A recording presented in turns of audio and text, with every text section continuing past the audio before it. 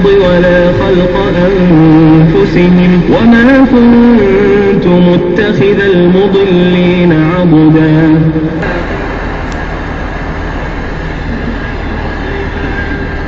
ولقد صرفنا في هذا القرآن للناس من كل مثل وكان الإنسان أكثر شيء جدلا.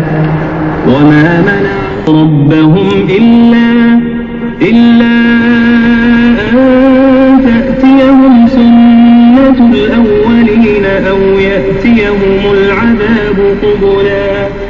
وما نرسل المرسلين إلا مبشرين ومنذرين ويجادل الذين كفروا بالباطل ليدحضوا به الحق واتخذوا